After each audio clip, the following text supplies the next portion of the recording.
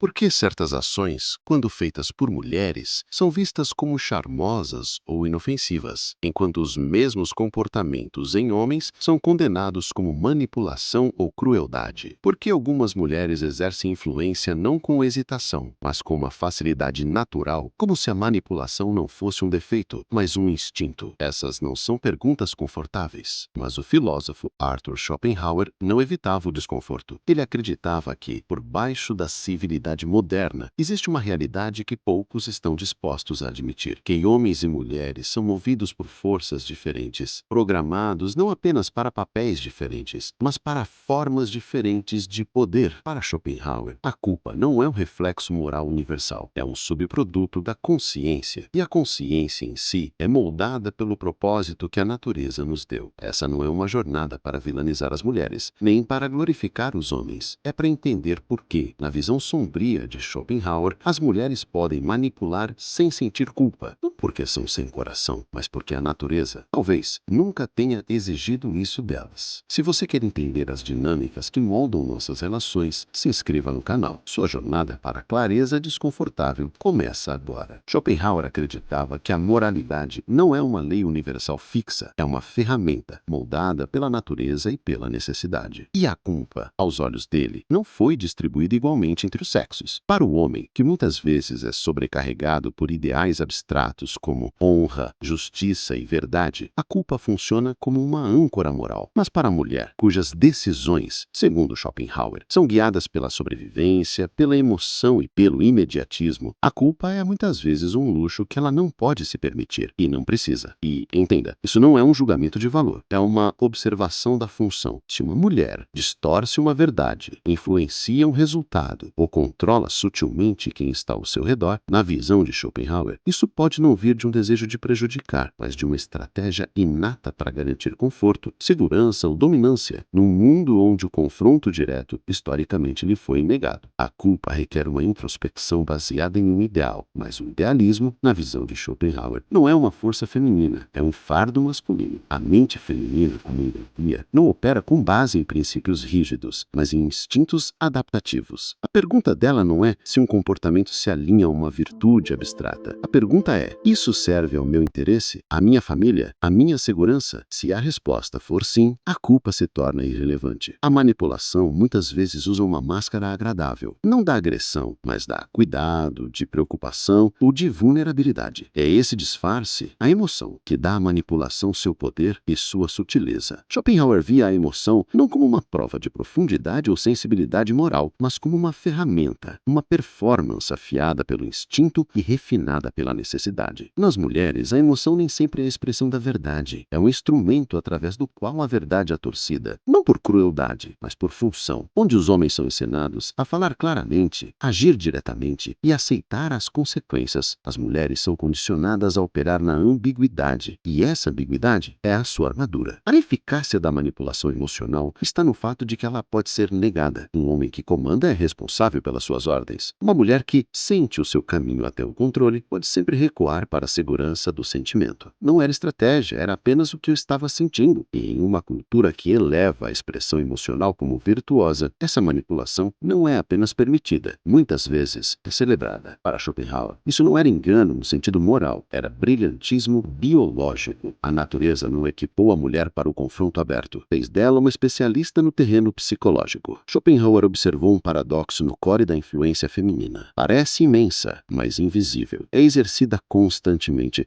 mas é raramente responsabilizada. Ao contrário do poder masculino, que geralmente está ligado à responsabilidade e às consequências, o poder feminino muitas vezes opera sob a superfície, moldando as decisões enquanto permanece isento de julgamento. E isso não é por acidente, é por design. Um homem que governa precisa justificar o seu governo. Uma mulher que influencia pode negar que alguma vez teve essa intenção. O poder dela não deixa impressões digitais. Nas dinâmicas sociais, isso cria uma forma única de controle. Uma mulher pode guiar as ações de seu parceiro não através de ordens, mas de sugestões, de pistas emocionais, de um redirecionamento sutil do desejo ou do medo. E se o resultado for questionado, ela pode simplesmente dizer que foi mal interpretada. Não é uma ordem para rastrear, nenhuma reivindicação direta para desvendar. Influência sem reivindicação é a forma mais pura de poder irresponsável. responsável. E por que isso acontece sem culpa? Porque ela não se sente responsável. Na superfície, ela nunca reivindicou o controle. Essa separação entre influência e responsabilidade a protege não apenas do julgamento externo, mas da culpa interna. Se as consequências caem, elas caem nos ombros de outra pessoa. E assim o jogo continua. Schopenhauer não acreditava que as mulheres eram irracionais, apenas que a razão delas seguia uma lógica diferente, uma lógica moldada não por ideais, mas pela necessidade. Na visão dele, a mente feminina não foi construída para perseguir a verdade abstrata, mas para navegar a realidade de forma eficiente e segura, onde os homens podem sacrificar o conforto presente por uma ambição ou princípio distante. As mulheres estariam programadas para pesar as escolhas contra os resultados imediatos. Moralidade, razão e emoção, tudo é filtrado através da lente da sobrevivência. É por isso que a manipulação, quando usada, não carrega um peso moral para elas. Ela não é avaliada se foi honesta ou justa, mas sim se funcionou. Para Schopenhauer, essa forma de raciocínio não era inferior, era funcional. O sucesso delas era medido em proteção, reprodução e estabilidade, não em legado ou inovação. E essas prioridades exigem flexibilidade, não princípios rígidos. Para sobreviver, é preciso se adaptar. E para se adaptar, é preciso saber quando ceder, quando bajular, quando fingir fraqueza. E isso não são sinais de duplicidade no sentido moral. São evidências de uma inteligência finamente atonada com as consequências. E como as decisões delas são governadas por essa praticidade instintiva, a culpa se torna irrelevante. A vida não é sobre estar certo, é sobre continuar. A visão de Schopenhauer é sombria, brutal e, para muitos, inaceitável. Mas a lição dele não é um convite para o ressentimento, é um chamado para a clareza. É para você parar de ser ingênuo. É para você entender que nem todos jogam o jogo da vida com as mesmas regras morais que você acredita serem universais. Ele não via as mulheres como más, ele as via como táticas do instinto, perfeitamente adaptadas ao seu propósito biológico. E o homem que não entende isso está fadado a ser uma peça no tabuleiro delas. E se essa busca por uma clareza desconfortável é o que te move, o Psicovibes é seu aliado. Nós exploramos as verdades mais difíceis da filosofia e da psicologia para te dar poder sobre si mesmo. Alguns dos nossos vídeos mais importantes sobre o tema estão aparecendo agora na sua tela. Clique e continue sua jornada. E se você é novo aqui, se inscreva no canal para não ser mais enganado pelas aparências. Lembre-se, Schopenhauer não nos deu essas lições para julgarmos os outros. Ele nos deu para que parássemos de ser vítimas de nossa própria ignorância. Fique com Deus e até o próximo vídeo.